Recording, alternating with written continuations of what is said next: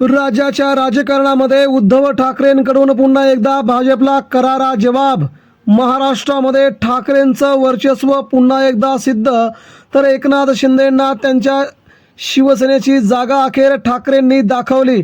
मित्रांनो, मुंबईत वेगवान घडामोडींनी अतिशय मोठ्या प्रचंड वेगवान स्वरूपात रूप धारण केलं असून यामध्ये उद्धव ठाकरेंच्या निर्णयाने मात्र शिंदे सेनेची पुरती झोप उडाल्याचं चित्र आहे। महाराष्ट्रात काय घडतंय? पडद्याच्या पाठीमागे वेगवान हालचाली घडत आहेत। दिल्लीमध्ये असलेलं जंतर मंतरवरचं आंदोलन, महाराष्ट्रात घेतलेलं आंदोलन सर्वात मोठा वणवा, त्यानंतर उद्धव ठाकरे यांची सगळ्यात मोठी घोषणा। मित्रांनो, या सगळ्या बातम्या राज्याच्या राजकारणामध्ये अतिशय वेगवान स्थितीवरती येऊन पोहोचल्या आहेत। केंद्रातील मोदी सरकारला हा पहिला मोठा झटका म्हणावा लागेल।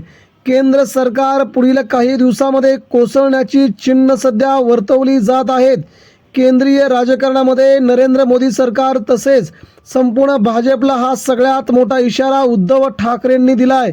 मित्रांनो, सर्वात पहिलं उद्धव ठाकरेच्या आंदोलनाचं सगळ्यात जवळचं स्थान ठरलंय, कारण देशातील सगळे विरोधी पक्ष झोपले असताना उद्धव ठाकरेंनी ज्या प्रकारे राहुल गांधींसह ममता बॅनर्जी यांच्यासह अरविंद केजरीवाल आणि सगळ्याच विरोधी पक्षातील महत्त्वाच्या नेत्यांना फोनवरती संभाषण घडवून आणत या देशामध्ये सर्वांना एकत्रित करण्याचं काम केलंय, हा उद्धव ठाकरेंचा खरेच सर्वात मोठा कृतज्ञ चेहरा।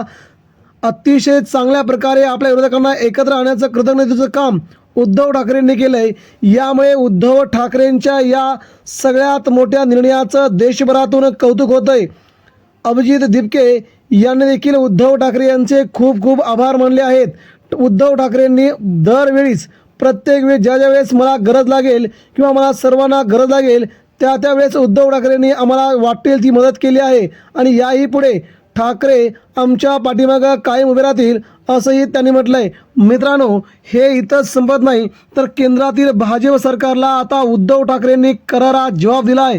तुमच्या खुर्च्या सोडा, तुमचे पद सोडा, देशाच्या आता धर्मेंद्र प्रधान यांचाच राजीनामा नव्हे तर आता नरेंद्र मोदींचा आणि अमित शहांचा राजीनामा आता आम्हाला हवा आहे असं म्हणत उद्धव ठाकरेंनी थेट रणांगणामध्ये उतरण्याचे थेट आदेश दिले आहेत। त्यामुळे ही बातमी उद्धव ठाकरेंच्या शिवसैनिकांसाठी, महाराष्ट्रातील सामान्य युवकांसाठी नक्कीच मोठी असणार आहे मित्रांनो, कारण की ज्या प्रकारे जंतर मंतरावरती लाठीचार्ज झाला गेला, आई बहिणीवरती, लाडक्या बहिणींवरती अत्याचार, खूप मोठ्या प्रमाणामध्ये लाट्यांचा मार खाल्ला गेला, परंतु यामध्ये कोणच भाजपचा नेता बरोबर बोलला नाही। परंतु आता मात्र वेळ आलेली आहे जागा दाखवायची असं म्हणत उद्धव ठाकरे आता लवकरच दिल्ली दौऱ्यावरती निघतायत। मित्रांनो, ठाकरेंचा दिल्ली दौरा होणं म्हणजे केंद्रीय सरकारला हा खूप मोठा निर्वाणीचा इशारा म्हणावा लागेल, कारण जर ठाकरे दिल्लीत पोहोचले तर केंद्रातील भाजपच्या नेत्यांच्या खुर्च्या डगमगायला वेळ लागणार नाही। ही बातमी आता थेट दिल्लीमध्ये वाऱ्यासारखी पसरली असून आता केंद्र सरकार सतर्क झालं असून यांच्या मागण्यांसाठी आता हात सरसावले आहेत। त्यामुळे धर्मेंद्र प्रधान यांचा राजीनामा येऊ शकतो, परंतु उद्धव ठाकरेंनी ज्या प्रकारे हे आंदोलन आता अभिजित दिपके यांना सपोर्ट केला आहे त्या प्रकारे उद्धव ठाकरेंची देशभरामध्ये एक वेगळीच प्रतिमा तयार झाली असून देश पातळीवरचा नेता म्हणून ठाकरेंना आता लोक मानायला लागलेत। मित्रांनो, हीच ठाकरेंची ताकद पहिल्यापासूनची होती, परंतु आंदोलन निमित्त ठरलं आणि भाजपला मात्र निर्वाणीचा इशारा देत उद्धव ठाकरेंनी थेट ललकारला आहे। आगामी काळात केंद्रात भाजपची सत्ता मी उलथवून दाखवणार, हे ठाकरेंनी थेट आव्हान दिलंय। मित्रांनो, याबद्दल आपणास काय वाटतंय?